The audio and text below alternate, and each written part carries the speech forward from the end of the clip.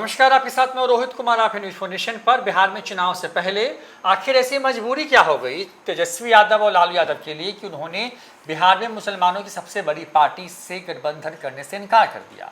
खबरें ये तक आई कि उनके नेता दरवाजे पर इंतजार करते रहे और उनका प्रवेश 10 सर्कुलर रोड स्थित राबड़ी आवास में नहीं हो पाया, जहां पे लालू यादव तेजस्वी यादव बिहार चुनाव को लेकर तमाम रणनीति तय कर रहे हैं। बड़ी बात यह है कि साल 2020 के चुनाव में इसी मुसलमानों की पार्टी ने जो है एक तगड़ा झटका दिया था लालू यादव को, उनकी पार्टी को, उस इलाके में जहां पर इनका एक दौर में एक छत्र राज हुआ करता था। बात कर रहे हैं हम AIMIM की, जो कि असदुद्दीन ओवैसी की पार्टी है। उनकी पार्टी बिहार में 2020 का चुनाव लड़ी, जीत करके आई और सबको चौंका दिया। बाद में तेजस्वी यादव ने उनके 4 विधायकों को तोड़ करके अपने में शामिल करवा लिया, लेकिन जिस तरीके की उपस्थिति तेजस्वी की लहर में 2020 में दिखाई पड़ी सीमांचल के इलाके में, उसके बाद ऐसी वो मजबूरी क्या है जिसकी वजह से लालू यादव या तेजस्वी यादव जो हैं उनको महागठबंधन में शामिल करने से बच रहे हैं। इसी को आज डिकोड करेंगे, जानेंगे कि आखिर डर किस बात का है।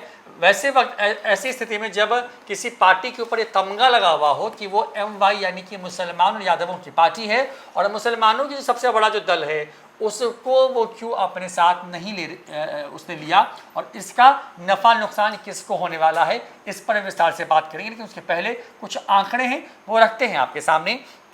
तो ये है कि आंकड़ों पर गौर करें तो मुस्लिम वोटर्स हैं महागठबंधन को वो खोल करके वोट करते आए हैं, क्योंकि मैंने पहले भी कहा कि MY का मतलब ही हो जाता है महागठबंधन बिहार में, और खासकर के RJD, और ये वोट हमेशा से इंटैक्ट रहा है।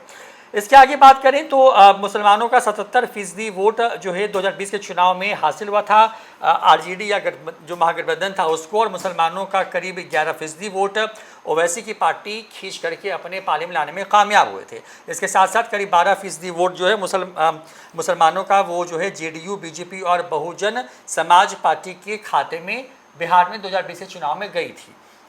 इसके साथ साथ बिहार की कुल जनसंख्या का जो है करीब 18% जो है वो मुस्लिम आबादी है, जिसमें पासमानदा मुसलमान जो हैं उनकी संख्या जो है या जो प्रतिशत है वो करीब 73% के आसपास है। जाहिर तौर पर क्योंकि 2010 का एक चुनाव बहुत मिरेकल है बिहार की राजनीति में, और वो चुनाव 22 का है जहां पर मुस्लिम वोटर्स ही तय करते हैं कि कौन जीतेगा। लेकिन इस सीट पर एक 2010 के चुनाव में जो है BJP ने इस सीट पर जीत हासिल कर ली, और इस नतीजे ने देश भर को चौंका दिया था, क्योंकि यहाँ पर करीब 60% के आसपास मुस्लिम वोटर्स हैं, और ऐसे में किसी BJP हिंदू व्यक्ति का उस सीट से चुनाव जीत करके आना ये सब बहुत सरप्राइजिंग था। इसी तमाम चीज़ों को लेकर के, क्योंकि हमने ये आंकड़े इसलिए रखे ताकि आपको समझने में थोड़ी आसानी हो कि क्या क्या हुआ बिहार में और इस बार क्या हो रहा है।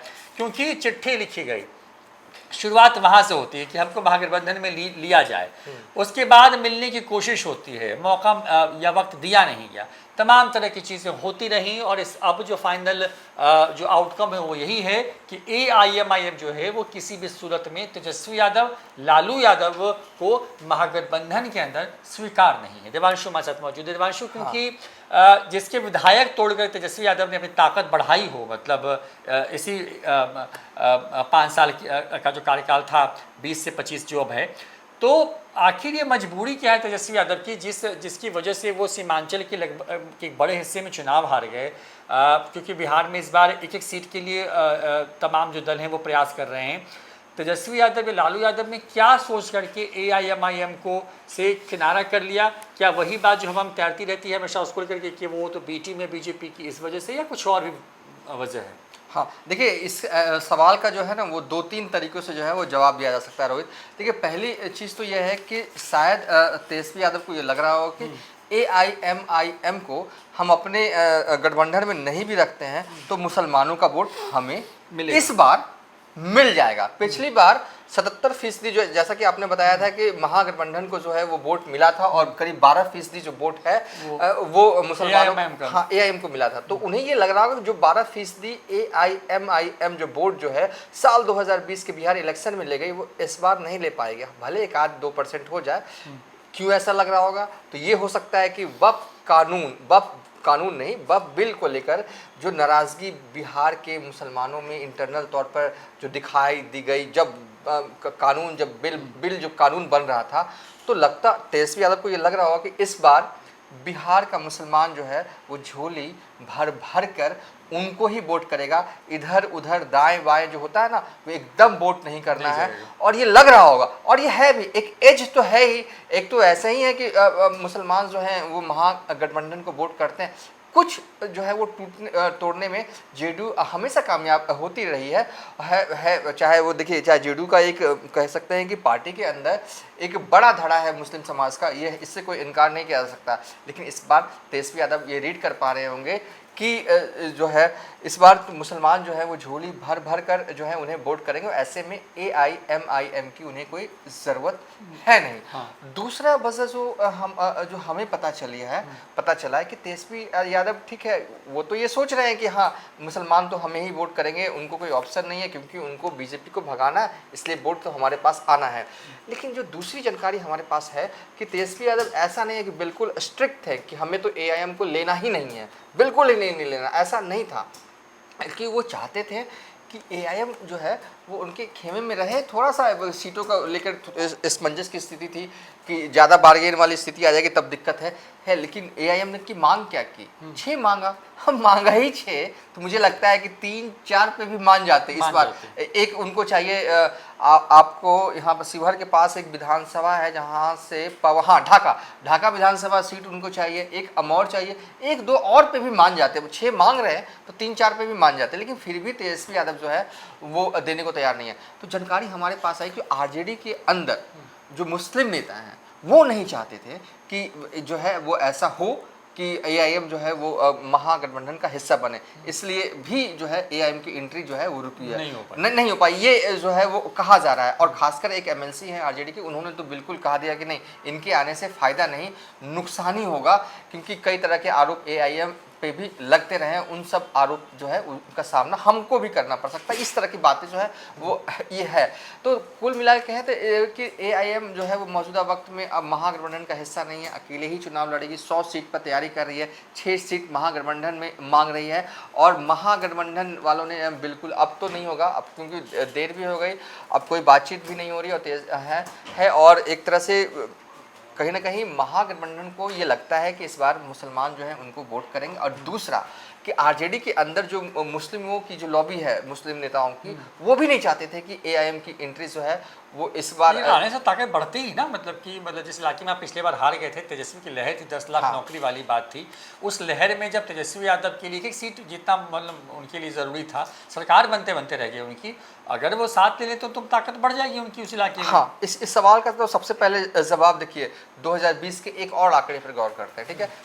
AIMIM ने कुल कोचा धामन लड़ा था, अमौर लड़ा था, बायसी लड़ा था, किशनगंज लड़ा था, ठाकुरगंज लड़ा था, बहादुरगंज लड़ा था, जोकीहाट लड़ा था, अररिया लड़ा था, मनिहारी लड़ा था, बरारी लड़ा था, साहेबपुर कमाल बेगूसराय में आता है वो लड़ा था, शेरघाटी लड़ा था, फुलवारी शरीफ पटना लड़ा था, साहेबगंज लड़ा था, नरपतगंज लड़ा था, प्राणपुर लड़ा था, कस्बा चुनाव लड़ा था, छातापुर विधानसभा और रानीगंज विधानसभा सीट पर जो है वो AIMIM ने जो है वो चुनाव लड़ा। कुल 19 सीटों पर जीते 5 थे, 4 को RJD तोड़कर लेके गई, ठीक है। लेकिन इन 19 सीटों में से सवाल ये है कि 5 तो उन्होंने RJD को हराया या कांग्रेस को हराया, ठीक है, लेकिन क्या इसके अलावा कोई ऐसी सीट जिसको उनकी वजह से RJD हारी और जो जीता जो है वो NDA साइड, तो एक भी सीट नहीं है। ये भी एक तथ्य, ये सच्चाई है, ठीक है।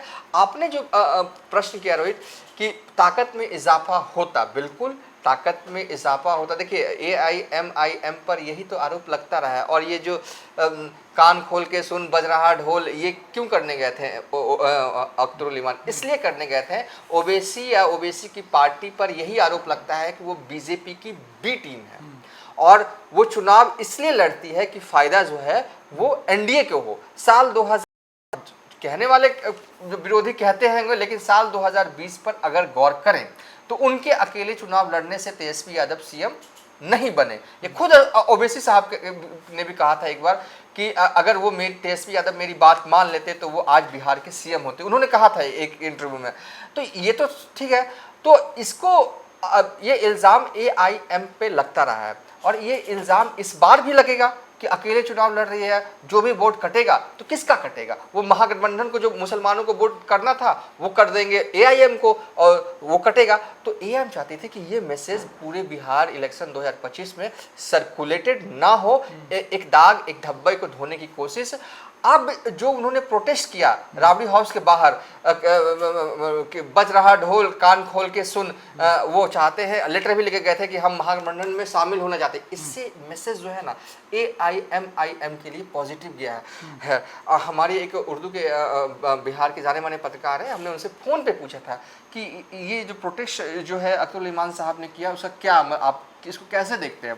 तो उन्होंने कहा कि अरे मैसेज तो गया है मुसलमानों में, पॉजिटिव गया है, एआईएम गठबंधन करना चाहती है लेकिन आरजेडी नहीं गठबंधन होना चाहती है। तो हमने फिर उनसे पूछा था कि क्यों नहीं आरजेडी चाहती, जैसा कि आपने पूछा ना, ताकत में तो इजाफा ही होगा, अब थोड़ा सा ये कमजोर तो होंगे नहीं। तो उन्होंने कहा था कि इसके ड्रॉबैक ये भी हैं कि राजद जो है एम वाई की पार्टी मानी जाती है, भले कहने को ए टू जेड हो, उसमें सबको समाहित किया गया है और वो बात अलग है। मुस्लिम वाई की पार्टी रह जाएगी और मुसलमान की जो पार्टी है वो एआईएमआईएम गठबंधन में बन जाएगी। एक मुस्लिम लीडरशिप जो है वो इस तरीके से राइज करेगा तो कहीं ना कहीं आने वाले फ्यूचर पॉलिटिक्स के लिए तेजस्वी यादव को ही खतरा हो सकता है। तो सब कुछ इसलिए भी एआईएमआईएम को जो है वो रखा नहीं जा रहा है, वो उनकी तरफ से जो हमें बताया गया। ओवरऑल कहा जाए तो अब तो यही होगा जो 2020 में हुआ था। पिछली बार संगठन बिल्कुल नया था एआईएम का बिहार में, अब थोड़ा पुराना हुआ है तो 25 जिलों में जो है उनके जिला अध्यक्ष हैं रोहित, ठीक है। और शुरू से ही देखिए अगर बात करें साल 2024 में एआईएमआईएम ने 10 सीटों पर बिहार में उम्मीदवार उतारे थे, जीता एक भी नहीं था। 2015 बिहार इलेक्शन में एआईएम ने 6 सीट पर चुनाव लड़ी थी और पहली सफलता बिहार में मुझे लगता है 2019 के बाद किशनगंज में उपचुनाव होता है, तब कोई हौदा साहब होते हैं वो एआईएम के टिकट पर जो है वो जीतते हैं, हाँ चुनाव जीतते हैं। तो एक कोशिश है और बिहार में इस पार्टी का जो टाइम फ्रेम है बहुत कम है। मतलब सबसे मुझे लगता है कि अगर नई पार्टियों में से कोई पार्टी है बिहार के अंदर तो उसमें से एआईएम भी बिहार के अंदर है, जो कि चुनाव से मुझे लगता है तीसरा चुनाव होगा। हाँ तीसरा। देखिए होता क्या है ना कि उन पे एक ही आरोप है और देखिए ऐसा आरोप है ना कि बीजेपी की बी टीम है, सिर्फ बिहार एआईएम नहीं पूरे हिंदुस्तान में कहीं भी हो एआईएम पे यही आरोप है कि वो बीजेपी की बी टीम है, वो चुनाव लड़ती है तो एनडीए को फायदा होता है। अब ये गलत है सही है इस पे हम नहीं जाएंगे, लेकिन 2020 का ही अगर देख लेते हैं इलेक्शन तो ये तो सही है। ओवैसी साहब भी मानते हैं कि अगर तेजस्वी मेरी बात मान लेते तो वो सीएम होते। चुनाव अगर वो उस वक्त 2020 में महागठबंधन के साथ मिलकर चुनाव लड़ रहे होते हैं तो फिर तेजस्वी सीएम बन जाते थे वो, मतलब वो आंकड़े हाँ। यहाँ से मैनेज हो जाते। और 2-3 चीज और एक चीज तो और बता देते हैं, अख्तरुल ईमान अमौर विधानसभा सीट से चुनाव लड़ रहे थे, ठीक है। अमौर सुरजापुरी मुसलमान है, उनकी आबादी 1,20,000 अमौर विधानसभा में है। अकेले चुनाव लड़ा, महागठबंधन भी नहीं एनडीए भी नहीं, अकेले चुनाव लड़ा और 52,515 वोटों से के अंतर से जीते थे। मतलब कि ये एक मिरेकल हो गया था। मतलब कि आप कह सकते हैं कि एआईएम के टिकट पर चुनाव लड़े 2020 में अख्तरुल ईमान साहब और 52,515 वोटों के अंतर से, मतलब कि बिहार में हाईएस्ट मार्जिन वाले जीसीवी सीटें। हाँ सेकंड नंबर पे थे। पहले नंबर पर बलरामपुर के विधायक महबूब आलम है, वो करीब 53,000 समथिंग वोटों से और ये 52,515 वोटों से जीते। मतलब कि बिहार में साल 2020 में अख्तरुल ईमान जीते नहीं थे, मतलब कि सबसे ज्यादा हाई मार्जिन से हाँ सेकंड नंबर पर थे। तो ये कहना है। इसके अलावा अगर कुछ आंकड़ों पर अगर गौर करें रोहित, किशनगंज में जब चुनाव हुआ था 2020 में तो कमरुल हौदा चुनाव लड़े, 41,904 वोट इनको मिला था। मतलब कि ताकत बहुत सारी सीटों पे दिखी थी, हालांकि कुछ सीटों पर नहीं दिखी। जैसे कि प्राणपुर पे उन्होंने चुनाव लड़ा तो 508 वोट मिले थे, छातापुर में 1990 वोट मिले थे, रानीगंज में 2412 वोट मिले थे। और अगर ज़्यादा वोट वाले पे अगर हम आते हैं तो इनको वोट मिला है आपको अररिया में करीब 9,000 वोट मिला था। तो ओवरऑल इस वीडियो में हमने जो है ये बताने की कोशिश की कि तेजस्वी यादव ने जो आपने सवाल किया रोहित कि क्यों नहीं एआईएम को लिया, ताकत तो बढ़ता ही। तो 2-3 देखिए एआईएम को लेने से फायदे थे कि मुस्लिम वोट इंटैक्ट होता और इंटैक्ट होता, लेकिन लग रहा होगा शायद तेजस्वी यादव को इस बार तो वक्फ कानून की वजह से ही सही जरूरत नहीं है, पूरा इंटैक्ट है। यही बात है, पूरा इंटैक्ट है, अब जरूरत नहीं है। 2020 में जरूरत थी तो हमें लगा कि एआईएम वाले तो कुछ ज़्यादा ही कमजोर है तो इसलिए हमने लिया ही नहीं, कोई फायदा नहीं था। अब बिल्कुल इस सवाल का यही जवाब हो सकता है। वक्फ कानून के चलते झोली भर भर कर जो है वो वोट महागठबंधन को मिलेगा, बिहार के मुसलमानों को ये लग रहा होगा तेजस्वी यादव को। अब मिलेगा नहीं मिलेगा ये तो जिस दिन नतीजे आएंगे जो वोटिंग वो हम नहीं जानते, वो क्या सोच रहे हैं बिहार के मुसलमान किसको देंगे वो हम नहीं जानते, लेकिन ये होगा, ये सोच रहे होंगे। और दूसरा ये उन्होंने सोचा होगा कि अगर इनको ले लेते हैं तो कहीं ना कहीं एक मुस्लिम लीडरशिप जो है इस तरीके से उभर जाएगी, तो अभी तो खतरा नहीं, अब फ्यूचर पॉलिटिक्स के लिए उनको खतरा हो सकता है। मतलब अभी मतलब इनको ये लग रहा होगा, जैसा आप कह भी रहे हैं कि मतलब कि अभी इनको लग रहा है कि एमवाई की मतलब सर्वे सर्वा यही है, इन्हीं की पार्टी है। अगर कोई दूसरा मुसलमानों के नेता के तौर पर या पार्टी के तौर पर उभरती है तो फिर एमवाई का एम छटक सकता है। मतलब हाँ बिल्कुल बिल्कुल ये, और इन सब के इतर जो जानकारी हमने बताया इसी वीडियो में कि अंदर से आ रही है कि तेजस्वी यादव जो है वो थोड़ा सा ना फ्रेश पॉलिटिक्स इस बार जो है, जैसा कि हमें एक एक चीज़ की जानकारी जो आ रही है, जैसे कि टिकट सिलेक्शन कमेटी जो है आरजेडी के अंदर बन गई है, 5 लोगों की टीम है, जिसमें कि उस टीम में भी देखिए वैसे तो हम लोग कहते हैं एमवाई की पार्टी, लेकिन उस टीम में जो है वो सब लोगों को रखा, काबिल लोगों की टीम जो है तेजस्वी यादव ने बना ली है, और यही 5 लोग तय करेंगे कि कौन टिकट किसको मिलेगा किसको नहीं मिलेगा, और अंतिम मुहर जो है वो तेजस्वी यादव की होगी। बस ये है, टिकट सिलेक्शन कमेटी मिल गई है, और तेजस्वी यादव को किन किन लोगों को टिकट देना है वो नेक्स्ट जनरेशन की पॉलिटिक्स कर रहे हैं। युवाओं को ज़्यादा टिकट देंगे, करीब कहा जा रहा है कि 20 से 25 विधायकों का टिकट कटने वाला है, ये तक फ्रेम में आ रहा है, और ऐसे लोगों को टिकट देंगे, युवा होंगे, अगर वो जान रहे हैं कि ये सीट तो सी ग्रेड वाली सीट है जहां से आरजेडी जीत ही नहीं सकती, और जीत जाए तो कोई मिराकल होगा, तो ऐसी सीटों पर युवा को छोड़ देना चाहते हैं वहां पर, ताकि 10 साल बाद भी 20 साल बाद भी वो युवा जो है इसलिए उन आरजेडी की सेवा करते रहे कि तेजस्वी यादव ने साल 2025 में, मैं कहीं रेस में नहीं था लेकिन तेजस्वी यादव ने मौका मिला और इसलिए वो रिन्यू हो जाए, इसलिए, और वो पार्टी के लिए दिन रात मेहनत करता रहे, तो इस लेवल की जो पॉलिटिक्स जो है वो करना चाहते हैं। सब कुछ कैलकुलेशन एक तरफ, लेकिन तेजस्वी यादव के मन में थोड़ा सा ना इट बट था वाली सिचुएशन थी, लेकिन कहते हैं ना कि आरजेडी के अंदर जो मुस्लिम लॉबी वो भी नहीं चाहती थी, तो कह सकते हैं कि चारों तरफ से दरवाजे जो हैं वो बंद हो गए हैं। महागठबंधन में AIMIM के आने का कोई दरवाज़ा एक आध होता खुला हुआ, खिड़की खुला हुआ होती तो ज़रूर AIM की एंट्री हो जाती, लेकिन सारे कैलकुलेशन जो हैं वो AIM के खिलाफ जो हैं वो गए रोहित। इस सवाल का यही जवाब है। और देखिए 3-4 दिन हो गया इस मोमेंट को, लेकिन हमने 3-4 दिन का वक्त लिया, सब जगह से छानबीन पता किया, उसके बाद ही हम वीडियो बनाए। उस दिन भी हम ये वीडियो शूट कर सकते थे, लेकिन होता कि जल्दीबाजी में बोलने में कुछ मिस इन्फॉर्मेशन हम ना आपको दे देते, इसलिए हम 2-3 दिन का हमने वक्त लिया, आराम से वीडियो बनाया, सभी लोगों से मालूमात किया, उसके बाद हम जो इस कैलकुलेशन पे पहुंचे हैं कि इस बार 2025 इलेक्शन में जो है बिहार के मुसलमानों का वोट झोली झोली भर भर के जो है वो मिलेगा महागठबंधन को। पिछली बार 77% मिला था, इस बार बढ़ेगा, और यही कैलकुलेशन है जो तेजस्वी यादव को रोक रहा है AIMIM को अब महागठबंधन में शामिल करवाने का। देखिए यही पूरी कहानी है, यही पूरी अंदर की बात है जो कि हमने आपको बताई, क्योंकि ये सवाल बहुत दिनों से चर्चा में है कि आखिर ये क्या बात हो गई कि ओवैसी की पार्टी को अपने साथ लेने से तेजस्वी यादव या लालू यादव ने इनकार कर दिया। तो इसके पीछे की मूल वजह यही है, वो आश्वस्त हैं कि इस बार उनका वोट शेयर बढ़ेगा, मुसलमान ज़्यादा वोट देंगे उनको। एक ये भी बात निकल के आ रही है कि तेजस्वी यादव नहीं चाहते हैं कि कोई दूसरा लीडरशिप, और खास करके मुसलमानों को लेकर के जो कि एक मुश्त जो है किसी गठबंधन या दल को वोट डालता है उसके लिए खड़ा हो बिहार के अंदर, लिहाजा एक तो ये भी स्ट्रेटजी का हिस्सा है। अब देखना होगा कि सीमांचल में 2020 में नुकसान करने वाली ओवैसी की पार्टी इस बार कितना नुकसान जो है वो देगी या कितना बड़ा डैमेज करती है आरजेडी को, ये दिखना होगा कि तेजस्वी यादव उस डैमेज को ओवरकम कर लेंगे। ये भी दिखने वाली बात होगी जब चुनावी नतीजे जो बिहार के हैं वो सामने आएंगे। फिलहाल इतना ही, दिखते हैं न्यूज़4 नेशन। नमस्कार।